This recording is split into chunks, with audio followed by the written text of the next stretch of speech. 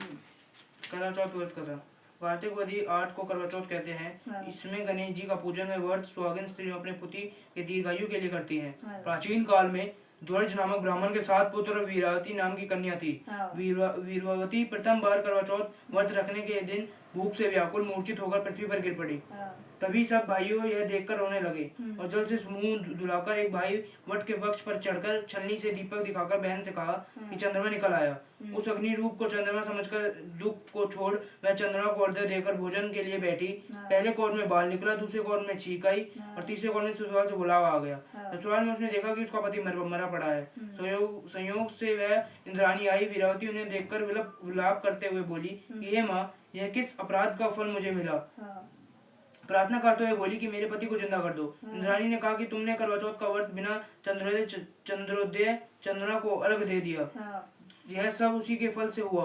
अतः अब तुम 12 माह के चौथ के व्रत व करवा चौथ का व्रत श्रद्धा और भक्तिभाव से विधि पूर्वक करो, तब तुम्हारा पति पुनः जीवित हो उठेगा। इंद्राणी के वचन सुनकर वीरावती ने वृद्धा पूर्वक 12 माह का चौथ और करवा चौथ का व्रत किया, बड़ी भक्तिभाव से किया और इन व्रतों के प्रभाव से उसका पति पुनः देवता से जीवित हो उठा। बोलो करवा चौथ माता दी जय। वो शॉर्टकट होगी ले एक बिना एक की फिर या मत और पढ़ दे वो दोबारा क्यों 3 हो गए मेरा नहीं कहाँ थे 240।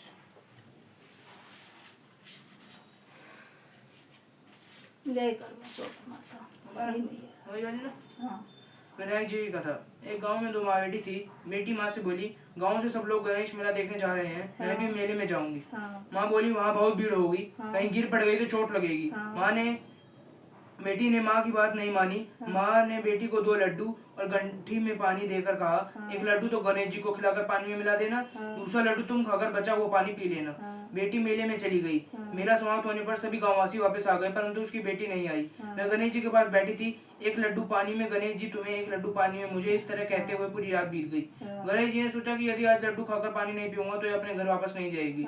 इसलिए गणेश जी लड़के का रूप बनाकर आए, बेटी से लड्डू लेकर खाया और पानी पिया और कहा, कुछ मांगो। लड़की के मन में सोचा, क्या मांगू? अन्न मांगू, धन मांगू, महल मांगू, स्वाग मांगू, खेत मांगू, बेल मांगू, बस इतना ही मांग लेती हूँ।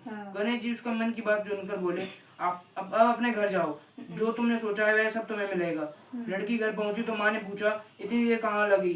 लड़की ने कहा, आपके कहे अनुसार गणेश जी को लड्डू खिलाकर पानी पिलाकर आई हूँ। देखते ही देखते जो कुछ भी लड़की ने सोचा था वैसा उसको घर में हो गया। हे गणेश जी महाराज, जैसे आपने उन माँ बेटी पर बरसे वैसे ही कहते सुनने पर बरसो। गणेश जी महाराज की जय। विशेष कहीं कहीं पर केवल आज के दिन सूरज और चंद्रमा को अर्घ्य देते स्त्रियां हाथ में सोने की अंगूठी लेकर अर्घ्य दे और दुआ कहती है।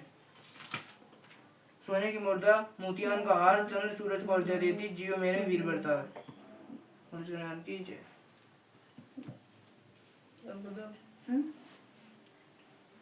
का